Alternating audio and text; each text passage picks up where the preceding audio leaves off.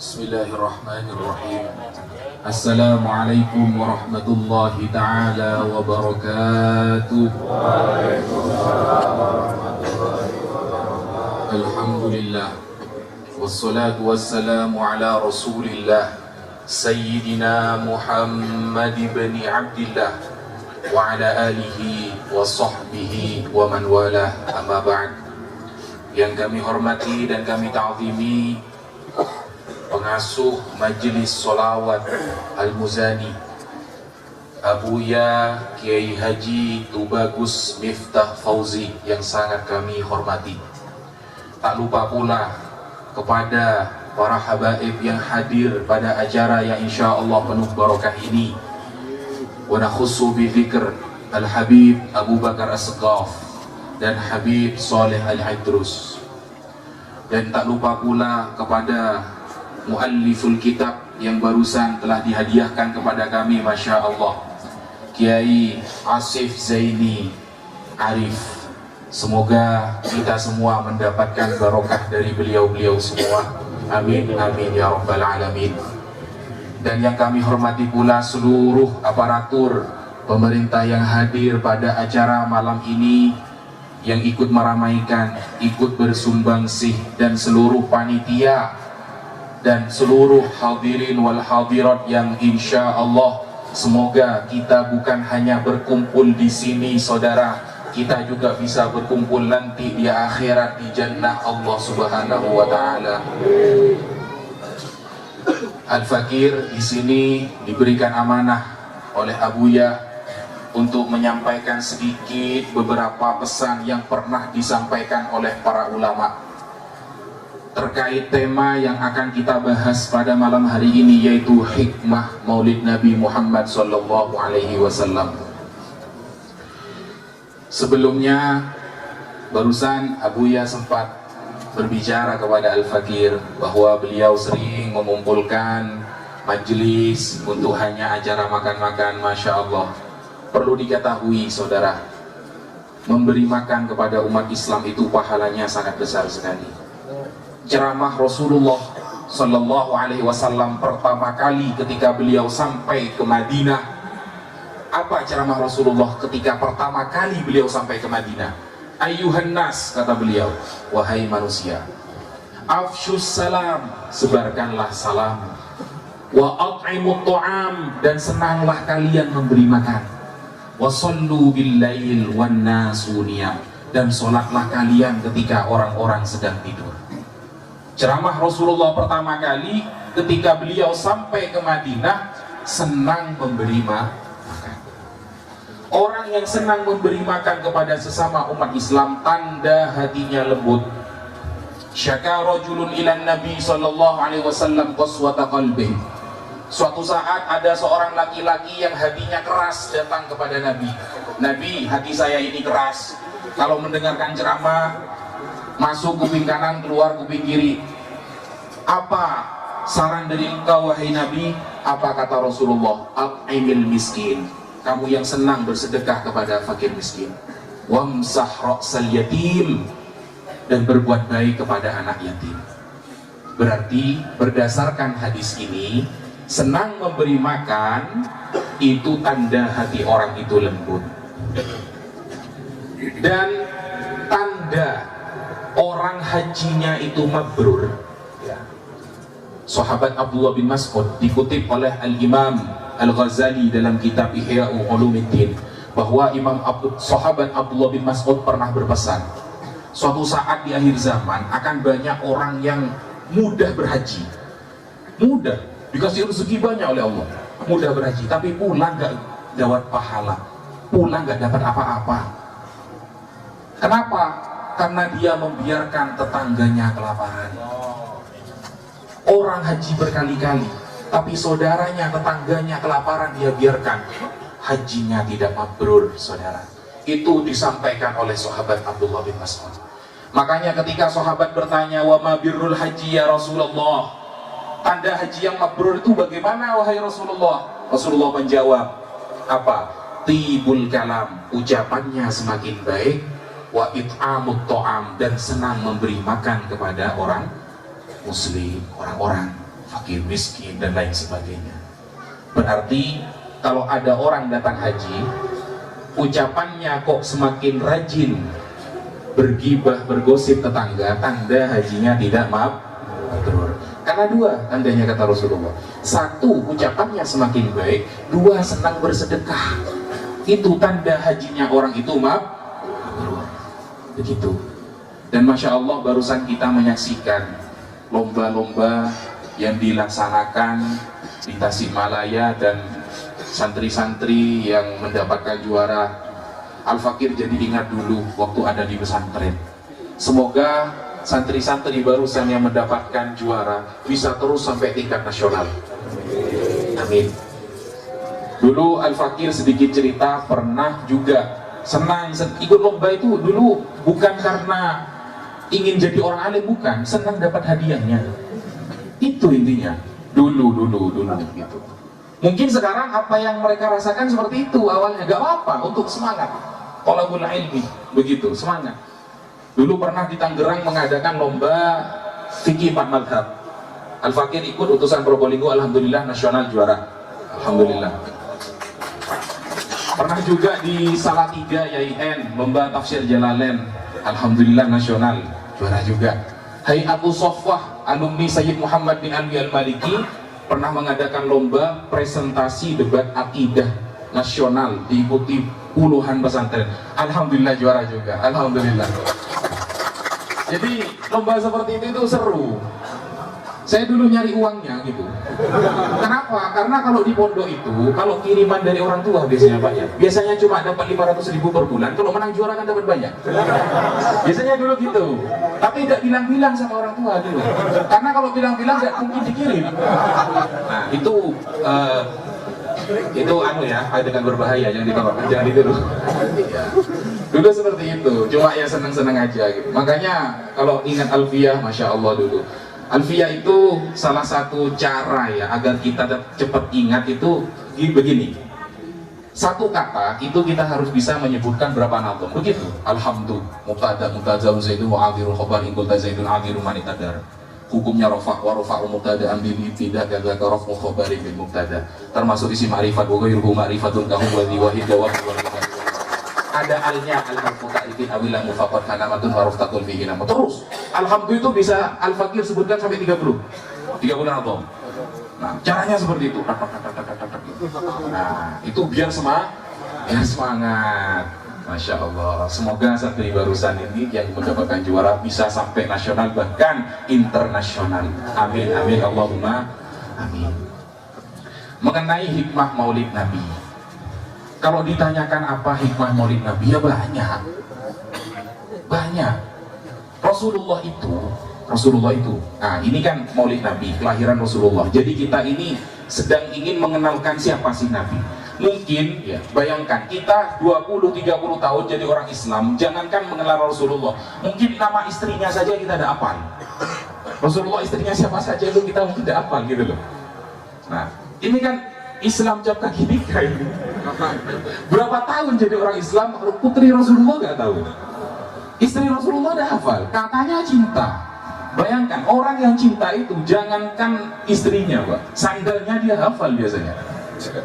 Begitu, apalagi sedang jatuh cinta, Pak, pasti ya. Makanya ada istilah itu, jangan minum Fanta kalau tidak haus, gak usah main cinta kalau gak serius. Ini kan seperti itu ya, konsepnya begitu. Kalau memang cinta sampai paham sejauh mana sih kepada Rasulullah begitu. Kalau nama istrinya, nama putrinya, kemudian nama anak-anak beliau, siapa yang disebut dengan Ahlul Bait, siapa yang harus kita hormati sebagai Ahlul Bait, kita tidak paham, apalah arti cinta, kan begitu. Percuma, cuma cinta gitu aja. Tapi ditanyakan Rasulullah itu dulu ketika beliau kelaparan 3 hari, apa yang beliau lakukan, kita tidak tahu. Nah, berarti kita itu cuma hanya sekedar lisan saja mengucapkan cinta, tidak ada buktinya, kan begitu. Makanya adanya acara seperti ini, sekiranya kita pulang dari acara seperti ini, kita ada bukti ya. yang dulunya tidak pernah baca sholawat, pulang dari acara seperti ini membaca sholawat sallallahu ala Muhammad, meskipun cuma 5 kali. Rasulullah itu pernah bersabda, orang yang paling bakhil itu ketika disebutkan nama beliau dia tidak menjawab. Allahumma sholli ala Muhammad. Nah, man sholla alayya sholatan sallallahu alaihi asyran. Hafal kan? Barang siapa yang bersolawat kepadaku 1 kali, Allah membalasnya 10 kali. Tapi gak ada yang melakukan. Kenapa? Terlalu sibuk ya. Kadang sibuk dengan dunia. Mohon maaf, Rasulullah pernah berpesan begini, Pak, Inilah akhsha alaikum an tusyriku ba'di. Aku tidak khawatir kalian akan syirik berjamaah setelah aku mati. Tidak khawatir. Rasulullah sudah yakin umat Islam sampai akhir zaman akan semakin banyak, Bapak. Tapi apa kata Rasulullah? Walakin akhsha alaikumud dunya antanafasu fiha fataktadilu. Yang aku takutkan ke kalian itu, wahai umat Islam, dunia. Kamu berlomba-lomba mencarinya sampai saling membunuh. Rasulullah itu sudah bilang, inna ummati lan tajtami ala dhalalah. Umatku tidak akan pernah bersepakat kepada kesesatan. Semakin hari umat Islam akan semakin banyak. Kalau ada orang yang statementnya ngawur, pasti akan ada amar ma'ruf nahi munkar dari para ulama, dari para umat Rasulullah. Tetapi yang ditakutkan Rasulullah apa? Dunia. Dari itu kalian akan saling bertengkar, saling mencaci, saling melaknat, mencari jabatan dan lain sebagainya. Kadang ada orang ingin diakui sebagai Habib, ya, mencari nasab yang Habib. Kemarin kan sempat ramai di Banten kan, debat Habaib itu kan. Ada yang mengatakan Habaib bukan keturunan Rasulullah. Dulu Pak, 2016, waktu Al-Fakir masih menjadi santri Pondok Pesantren Sidogiri, Kiai Ahmad Nawawi bin Abdul Jalil pengasuh itu, dulu Al-Fakir sudah pernah menulis keagungan kerabat dan sahabat Nabi. 2016 dulu, 200 halaman. Itu Al-Fakir menulisnya lebih menggunakan 30 kitab tafsir.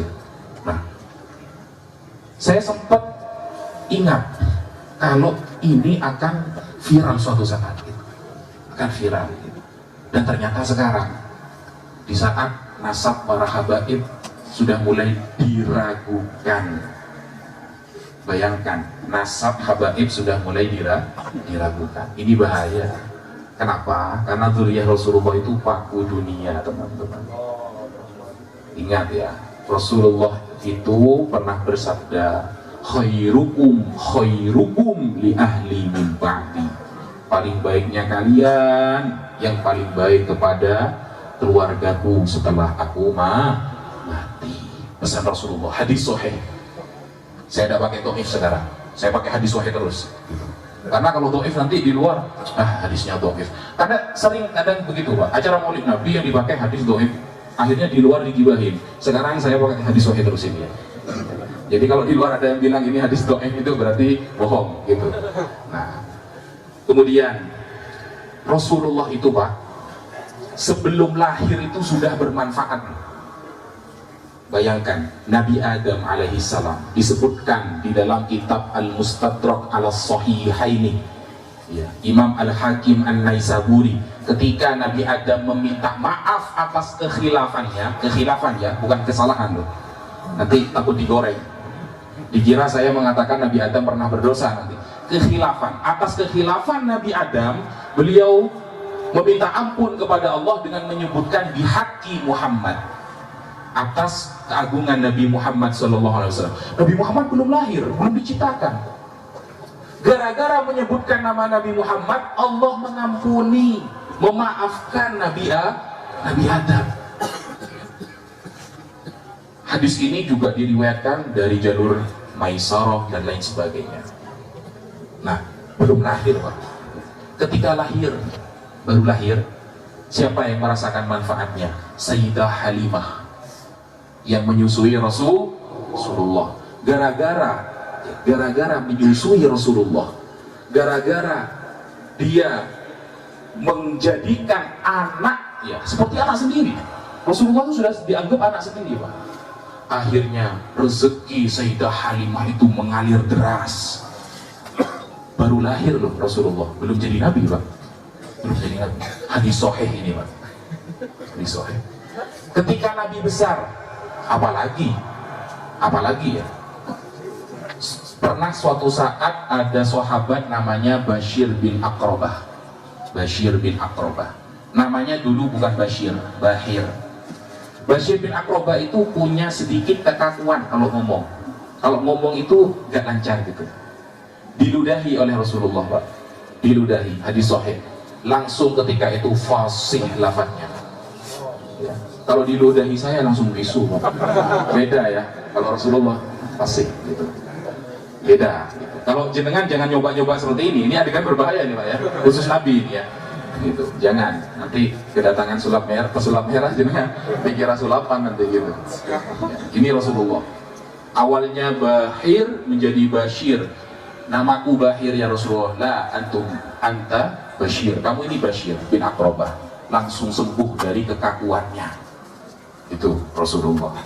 Suatu saat Rasulullah itu ceramah, Pak. Ada sahabat dari jarak jauh meminta doa kepada Rasulullah. Ya Rasulullah, doakan tempat kami sedang paceklik jarang hujan. Karena Rasulullah waktu ceramah, beliau memotong pembicaraan Rasulullah. Jadi Rasulullah itu sempat tidak enak kepada beliau, ya, tidak enak. Didoakan oleh Rasulullah. Akhirnya hujannya terlalu deras, Pak. Dapat 1 minggu balik lagi, ya Rasulullah terlalu deras, rusak semua rumah saya. Gitu. Allahumma hawalaina wala alaina. Akhirnya Rasulullah diberhentikan oleh beliau. Berhenti, Pak, Rasulullah. Gitu loh. Orang yang kafir hampir membunuh Rasulullah. Siapa? Sayyidina Umar. Itu sudah jelas. Beliau ingin membunuh Rasulullah. Gitu loh. Makanya di dalam sholawat nariyah kan ada begini, wa husnul khawatim. Ya, di akhir itu ya, wa husnul khawatim. Gara-gara Rasulullah orang itu bisa husnul khotimah. Gara-gara Rasulullah orang itu bisa husnul khotimah. Contohnya siapa? Sayyidina Umar. Ketika Rasulullah mendoakan Allahumma a'izzal Islam, ya Allah muliakanlah Islam di antara dua laki-laki, antara Abu Jahal atau Sayyidina Umar, yang awalnya seharusnya beliau itu ahli neraka, didoakan Rasulullah menjadi husnul khotimah. Ketika Rasulullah wafat, Pak, apakah masih bermanfaat? Banyak. Sahabat Bilal datang ke makam Rasulullah mengatakan, ya Rasulullah, inna ummatakum qad halak. Umat, ya Rasulullah, umatmu rusak sekarang, gak ada hujan. Kemudian ada salah satu sahabat bermimpi Rasulullah agar atap makam Rasulullah itu dilubangi agar kelihatan langit, Pak. Dilakukan, langsung turun hujan. Sudah wafat beliau, Pak. Allahumma sholli ala sayyidina Muhammad. Belum lahir, masih kecil, jadi nabi, sampai wafat bermanfaat kepada umatnya. Itu Rasulullah, Pak. Kita harus kenal kepada junjungan kita. Jangan mengartiskan orang yang bukan artis kita dunia akhirat, Pak. Contoh, ini tidak sepakat, tidak apa-apa sebenarnya. Antum boleh harus sepakat. Pemain bola contohnya. Hafal kan? Pemain bola kan ya? Dari Neymar, Messi, walalihi mawashabi majma'in. Semuanya itu ya. Itu hafal kan, Pak ya? Bahkan antum berlagak tidur untuk menonton itu loh. Saya itu heran kadang loh. Antum ini mengartiskan orang yang bukan artisnya gitu loh. Padahal yang ingat kepada kita itu Rasulullah. Yang nanti di akhirat yang mengatakan inna syafa'ati lil kabair li ummati. Syafaatku untuk para pendosa besar dari kalangan umatku. Siapa? Cristiano Ronaldo lah bilang gitu. Tidak mungkin, Pak. Tidak mungkin. Itu mendelep nanti itu kalau gak masuk Islam. Gitu. Artis kita itu Rasulullah, Imam Syafi'i, Imam Hambali, Hanafi, Imam Malik. Itu artiskan agar Anda dianggap sebagai muridnya nanti di hari kiamat. Kalau kita mengartiskan orang yang salah, Pak, makanya kan innamal mar'u yuhsyaru ma'aman ahab, kan begitu ya. Orang itu akan dikumpulkan dengan orang-orang yang nanti dia cintai. Gitu. Kita itu cinta siapa sekarang? Apakah cinta artis atau cinta pemain bola? Itu buktikan sekarang agar suatu saat, oh orang ini sering membaca sirahku, ceritaku, oh orang ini hafal nama-nama istriku, oh orang ini hafal sirah para orang-orang yang menjadi pewaris para nabi, para ulama. Nah, nanti di akhirat kita tenang, Pak. Kita ini jujur, Pak ya, kalau mau dianggap ibadah kita, sholat, Adakah sholat kita yang khusyuk Pak? Dari awal sampai akhir? Nggak ada. Kita punya keistiqomahan apa? Pikiran Pak? Nggak ada. Sedekah kita sudah seberapa sih Pak? Nggak seberapa. Apa yang kita andalkan? Orang hafal Quran ya, bisa mengangkat sebagian keluarganya ke surga, tapi orang alim Pak bisa sampai 70 keluarga Pak. Makanya Imam Syafi'i sampai mengatakan loh Pak, kalau ulama bukan kekasih Rasulullah tidak buta. Kalau ulama bukan kekasih Allah, bukan waliyun min awliyaillah, berarti Allah tidak punya wali, kata Imam Syafi'i. Ya. Kalau kita cinta sama ulama, orang-orang yang tholabul ilmi, para santri ya, kemudian para ulama, orang alim, mungkin suatu saat kita kan sudah gak potongan Pak ya, gak potongan ahli surga kita ini sudah 24 jam. Ayo kita kalau mikir-mikir 24 jam berapa menit kita ingat sama Allah. Di sholat saja kita tidak ingat loh sama Allah, apalagi di luar sholat. Yang kita andalkan apa kalau tidak mendekat kepada orang-orang soleh. Makanya Tombo Ati Limo perkara ini itu kan yang mengarang namanya Al-Imam Ibrahim Al-Khawas ya, beliau itu kan tawakalnya kepada Allah, Masya Allah. Tawakalnya kepada Allah itu Masya Allah. Sehingga ketika beliau yang ngarang membuat 5 perkara ini, pernah suatu saat datang ke Mekah, jaraknya jauh sekali Pak, beliau udah bawa bekal. Akhirnya ditinggal oleh para sahabatnya karena udah bawa bekal. Beliau pingsan di tengah jalan, ditinggal. Beliau yakin akan ada rezeki dari Allah nanti. Yakin beliau, tawakalnya tingkat tinggi Pak. Kalau kita jangan coba seperti itu, nggak bisa. Kalau sekarang itu beda kelas Pak ya, beda kelas. Nah, ketika beliau pingsan di tengah jalan, dibangunkan oleh seseorang, diberikan minuman yang sangat manis dan menyegarkan. Ditanyakan, siapa engkau? Aku Ridwan, diutus oleh Allah untuk memberikan minuman kepadamu. Di depan langsung Mekah Pak, Imam Ibrahim Al-Khawas. Dan orang yang utama itu bukan karena pondok pesantrennya besar, bukan Pak. Bukan karena muridnya banyak, bukan Pak. Al-Imam Al-Khatib Al-Minangkabawi. Pernah dengar? Tahu Minangkabau Pak? Ya, Tasik Malaya kemana berarti? Ke timur ya, itu Syekh Ahmad Khatib Al-Minangkabawi itu Imamul Haramain Minangkabau itu pernah jadi imamnya Mekah Madinah. Beliau pernah berdoa Pak, ya Allah, siapakah orang yang paling afdol di Mekah dan Madinah ini? Malamnya langsung mimpi bertemu Rasulullah. Khatib, yang paling afdol di Mekah Madinah bukan kamu? Kaget, karena beliau Imamul Haramain. Kaget, loh kan saya imam Mekah dan Madinah, kan karyanya lebih banyak saya daripada yang lain.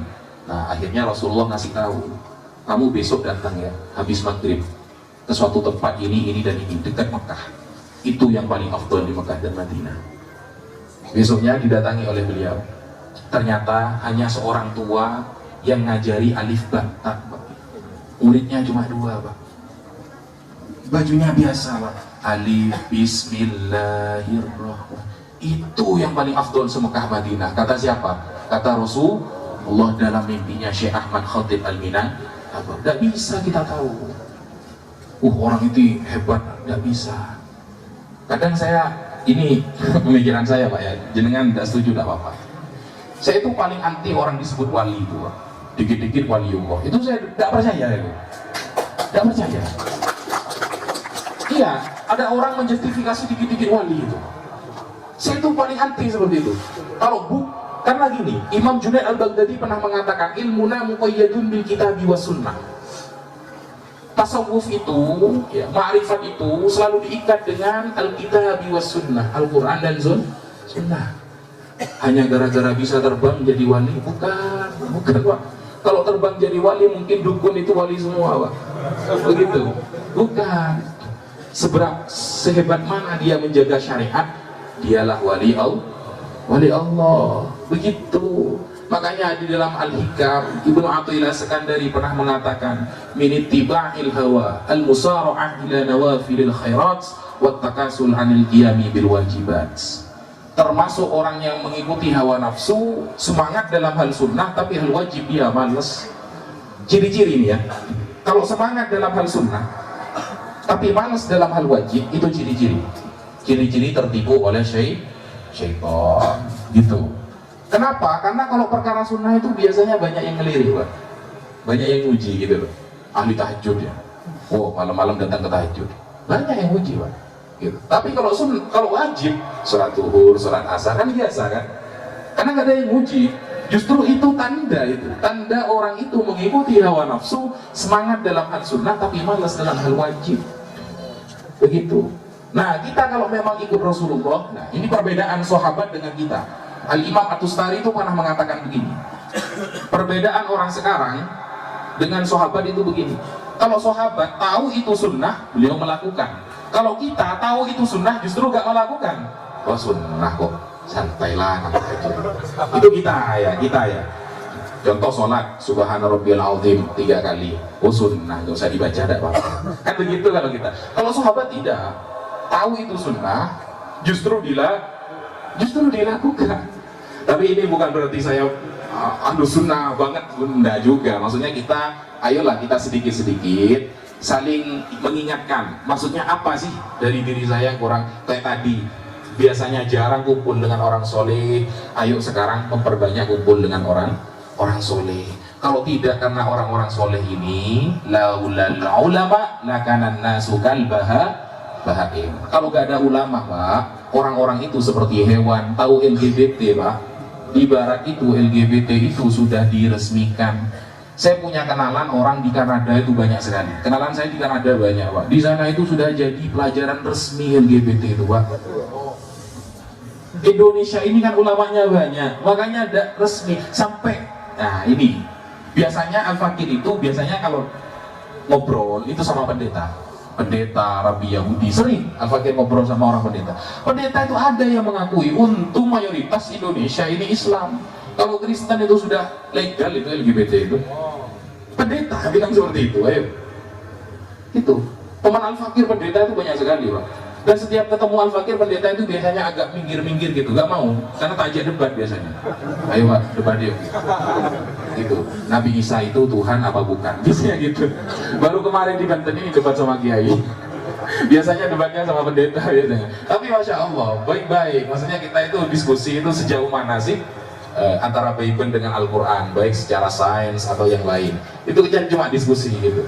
Kalau Kiai Haji Asif ini bagian pengarang kitab, Pak. Saya bagian perang ya. Bagian debat. Tapi debat ilmiah gitu, debat ilmiah.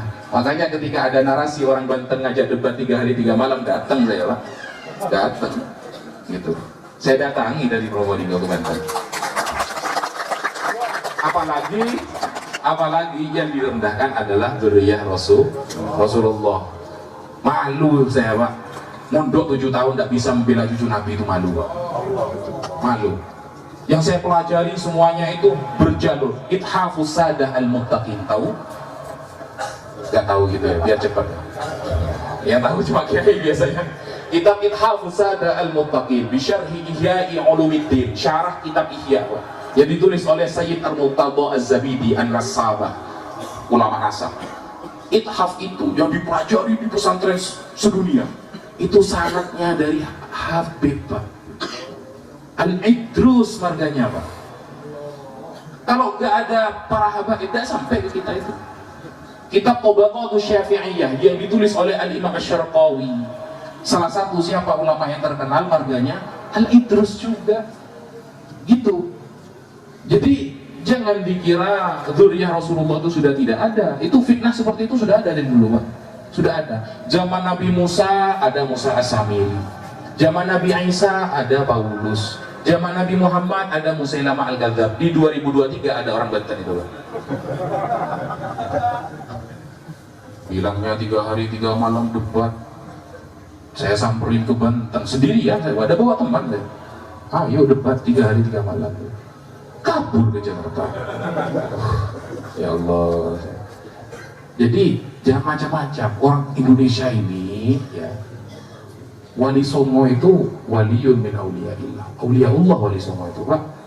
Dan nasab Wali Songo itu jalurnya kepada Ahmad Khan. Terus itu ya Abdul Malik, Ahmad Shah Jalan, terus sampai Ubaidillah. Berarti Wali Songo juga Habib. Sama-sama Habib. Kenapa kok udah dipanggil Habib? Al-Fakir datang kepada Habib Yahya, Habib Lutfi bin Yahya. Nah, Al-Fakir datang kepada Habib Lutfi, Bib, Kenapa sih kalau Wali Songo itu kok disebut Habib? Oh begini Gus, dulu di zaman Belanda kalau ketahuan itu zuriyah Rasulullah pasti akan dipersempit dakwahnya, makanya disimpan kehabibannya dulu, seperti itu kata beliau ya. Makanya tidak kelihatan ya, nggak kelihatan. Dan ini pentingnya di acara malam ini kita mengenal siapa Rasulullah dan bagaimana sih cara kita menghormati Rasulullah. Nah ini pertanyaannya. Rasulullah kan sudah tidak ada tuh Pak, sudah tidak ada, kita cuma tahu ceritanya, kita hanya mengenang sejarahnya, kita hanya ingin tahu sunnah-sunnahnya. Bagaimana cara meneruskan untuk memuliakan Rasulullah? Sahabat Sayyidina Abu Bakar As-Siddiq mengatakan urqubu Muhammad fi ahli baitihi, urqubu Muhammadan fi ahli baitihi. Cara memuliakan Nabi Muhammad itu dengan cara kalau sekarang memuliakan keturunannya. Pesannya siapa? Sahabat Abu Bakar As-Siddiq. Siapa itu? Sahabat Muawiyah Pak. Sahabat Muawiyah bin Abi Sufyan. Beliau itu setiap ketemu Sayyidina Hasan dan Husain Pak, setiap ketemu pasti beliau siapkan hal yang terbaik diberikan kepada beliau. Sayyidina Muawiyah yang difitnah oleh orang-orang Syiah, dikatakan beliau pembenci Ahlul Bait, padahal setiap Sayyidina Hasan dan Husain bertemu dengan beliau, dalam satu riwayat sahih dikatakan beliau kasih 300 dinar. Berapa itu kalau dijumlahkan sekarang Pak? Ratusan juta Pak. Gitu. Sahabat Zaid bin Thabit kalau ketemu sahabat Abdullah bin Abbas Pak ya, dicium tangannya Pak, dicium. Hakadza naf'alu bi ahli baitin Nabi. Begini kita memperlakukan ahlul bait Nabi. Sahabat Abdullah bin Abbas ketika bertemu Ali Zainal Abidin bin Al-Husain bin Ali, marhaban bil Habib ibnul Habib. Masya Allah, sahabat seperti itu. Jadi ketika kemarin ada yang mengatakan bahwa tidak ada dalil yang mengatakan mencintai Habib karena nasabnya, ya, tidak ada dalil katanya. Bukan tidak ada sebenarnya, nggak nemu. Jangan pernah bilang nggak ada Pak, nggak nemu. Al-Imam Ibnu Katsir Ad-Dimashqi dalam kitab tafsirnya Ibnu Katsir, beliau mengatakan mencintai Rasulullah dan para zuriyahnya itu hasaban wa nasaban. Jelas, hasaban wa nasaban. Imam Ibnu Katsir, pengarang tafsir Ibnu Katsir yang kitabnya dikaji semua ulama sedunia. Gak percaya beliau gak apa-apa, terserah. Tapi Al-Fakir percaya ke beliau karena beliau itu orang allamah, ahli tafsir, begitu.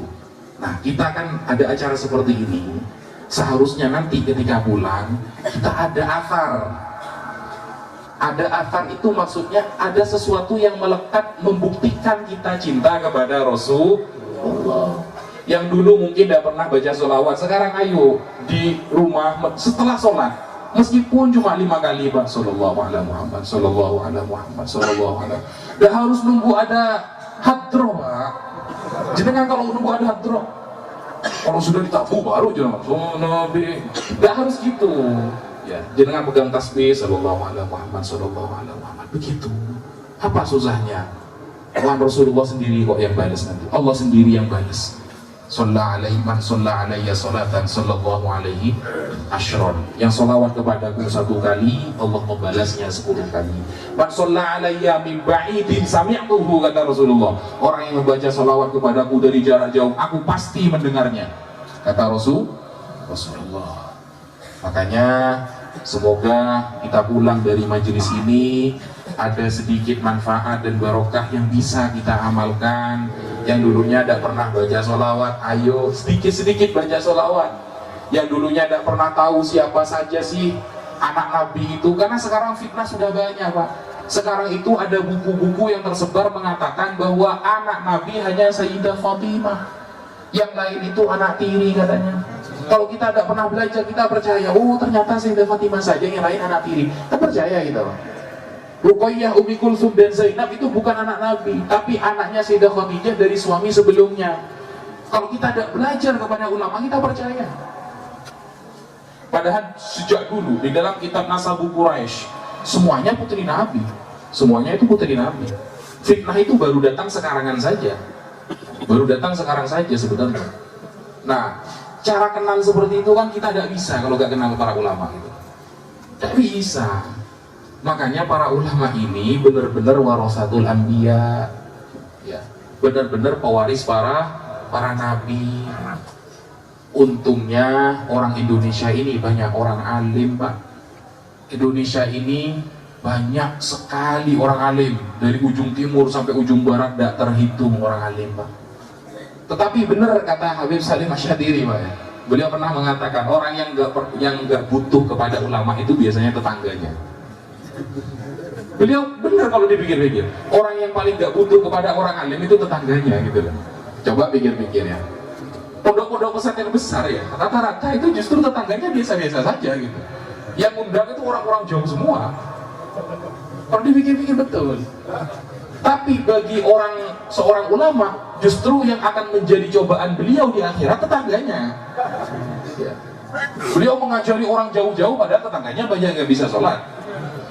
Nah itu repot kan ya? Repot, sama-sama repot, sama-sama salah kalau gitu. Makanya ayo kita buktikan rasa cinta kita kepada Rasulullah setelah kita pulang. Yang sebelumnya tidak pernah membaca sirah Nabi, ayo kita sekarang membaca sirah Nabi. Mungkin itu dulu sedikit, semoga bermanfaat dan semoga ada barokahnya, Pak, ya. Dan ayo jangan lupa buktikan kalau kita benar-benar umat Rasulullah. Setelah pulang dari sini, ayo kita sedikit-sedikit bertanya, siapa saja sih istri Rasulullah? Siapa saja sih putri Rasulullah? Siapa saja sih yang disebut dengan Ahlul Bait itu? Agar kita tahu, mencintai Rasulullah itu ada bukti, begitu. Ada bukti. Bukan hanya mengatakan Rasulullah cinta, nggak cinta. Coba sebutkan, Rasulullah pamannya namanya siapa? Siapa ya? Yang saya kenal cuma Abu Lahab. Aduh, pas Abu Lahab yang kenal waktu itu. Kadang ada orang awam itu begini, padahal di sampingnya banyak ulama. Beliau tuh fanatik kepada ulama tapi tidak ngaji, salah juga, Pak. Fanatik ke ulama tapi gak mau ngaji itu salah. Al-Fakir pernah kedatangan tamu, beliau itu minta nama. Ustaz, saya minta nama, anak saya laki-laki, lahir bulan Ramadan. Saya kasih nama Muhammad Asdaqfillah. Nah, kemudian dia ada setuju. Karena beliau fanatik kepada ulama, akhirnya mencari sendiri di Al-Quran. Dikasih nama, Pak, Muhammad Allah. Ini yang buat langit dan bumi berarti kita tahu. Muhammad Allah, ini paling baik Ustaz. Iya paling baik, memang itu sudah gak ada lagi. Nama itu paling sudah Muhammad Allah, Pak. Aduh, ya Allah, kata saya. Jadi cinta kepada ulama betul, tapi kalau gak ngaji sama juga, gitu. Kadang apa yang kita bela itu tidak sesuai dengan standar syariat, itu salah juga, Pak, gitu. Harus standar dengan syariat agar tidak terkesan radikal. Makanya istilah Islam radikal itu kan mulai dibicarkan dulu kan ya. Radikal itu kata Sayyid Muhammad bin Alwi al-Maliki itu standarnya syariat. Kalau keluar dari syariat itu radikal. Nah, kita tinggal lihat nanti syariat ini ada nggak ngajari seperti ini. Kalau nggak ada, melanggar syariat, oh radikal lah. Gitu. Kalau pakai cadar itu dikatakan radikal, Pak. Berarti yang nggak pakai kerudung itu gimana kan gitu. Karena sempat dulu difitnah orang-orang wanita yang berusaha menutupi auratnya menggunakan cadar itu disebut teroris. Ini teroris ini. Bajunya orang Yahudi katanya. Saya pengen nanya, bajunya Indonesia itu kayak apa sih? Ayo, standar Indonesia itu kayak apa sih?